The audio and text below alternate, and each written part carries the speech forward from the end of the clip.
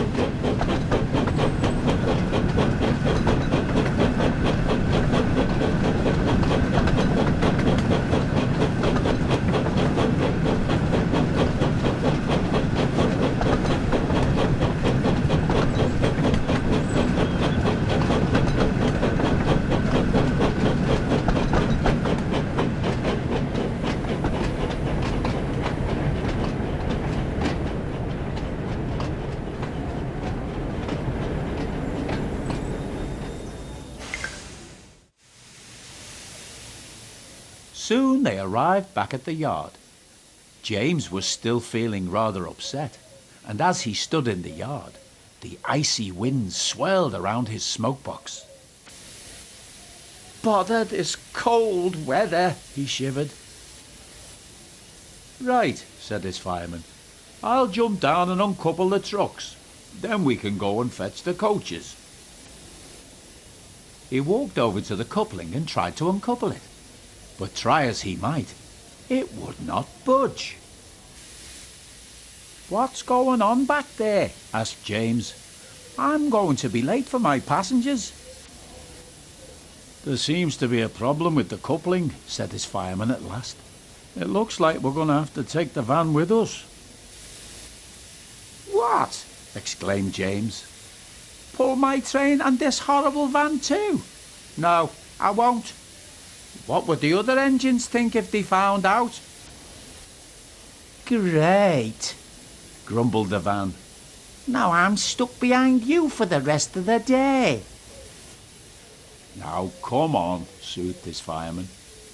We must remember the passengers.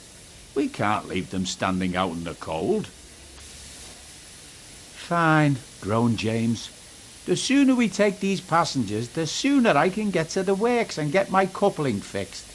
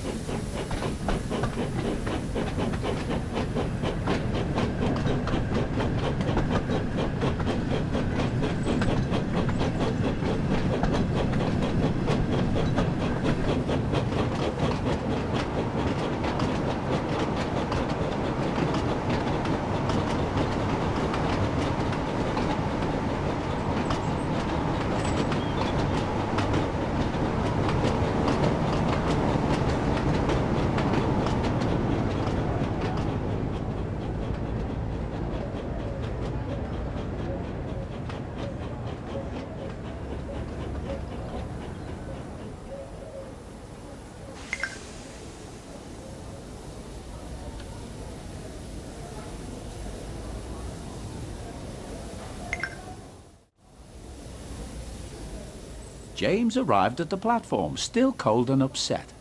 As he watched the passengers begin to board the train, he was surprised to see that the passengers didn't take much notice of the ban. That's good, he thought to himself. Maybe if the passengers don't notice, then maybe none of the other engines will.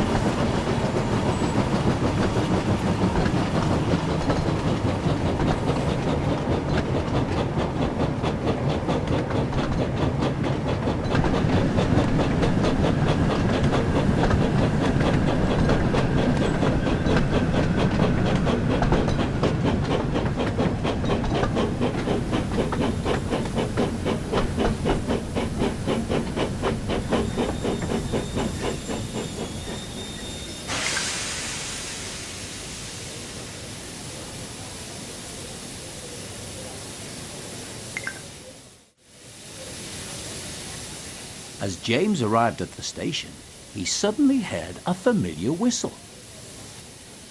"Oh no," said James. "It's Gordon." "Hello, little James. What are you doing coupled to that van?" asked Gordon. "Oh, is that what passes as a special coach nowadays?" Gordon puffed away, still laughing. James tried to ignore him, and it wasn't long before the guard's whistle blew and they continued on their way.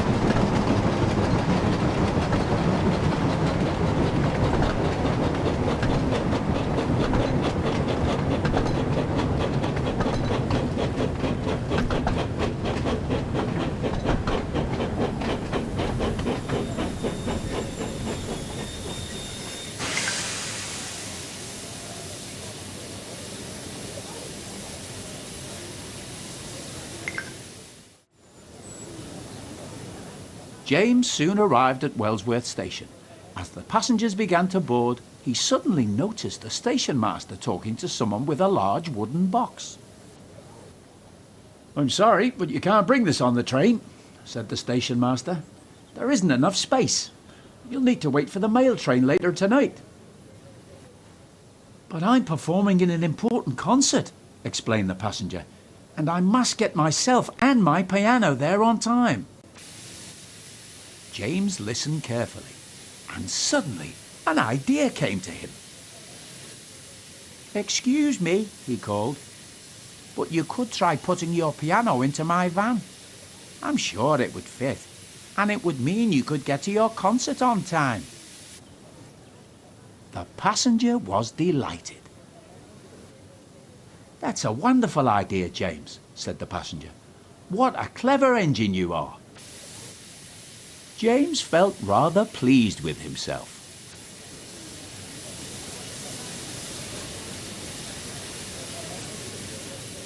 "This piano is heavy," moaned the van.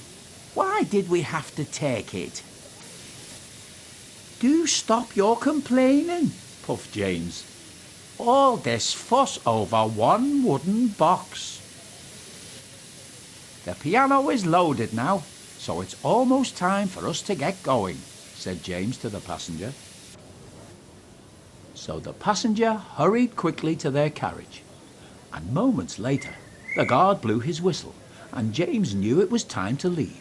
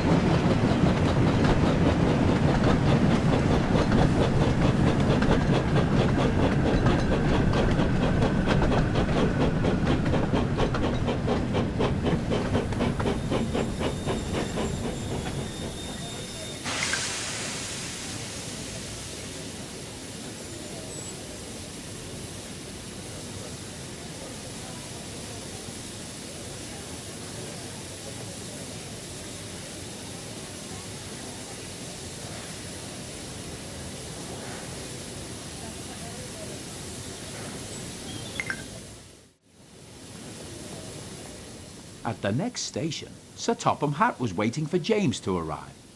He was surprised to see a goods van in front of his coaches. He was just about to ask him about it when the owner of the piano came over to see him. "This clever engine and his crew came to my rescue," he explained. "They helped me to transport my piano in time for my band's concert tonight. And James offered to help. You must be very proud of him." "Indeed I am," smiled Sir Topham Hatt. "James, your quick thinking has helped a passenger in need. and you've once again proven yourself to be a really useful engine. Thank you, sir, puffed James proudly. Hey, what about me? Cried the van. I had to carry the piano. Sir Topham Hatt turned his attention to the van. I hear you helped one of my passengers today, he said. So I must thank you as well. You are a very useful van indeed, and you've even given me an idea. Perhaps we should consider adding vans to all our passenger trains in future. I think that's a good idea, sir, said James. Getting stuck to a goods van wasn't such a bad thing after all. The van was pleased, but a little embarrassed. He wasn't used to getting praise like this, and was looking forward to his next passenger train.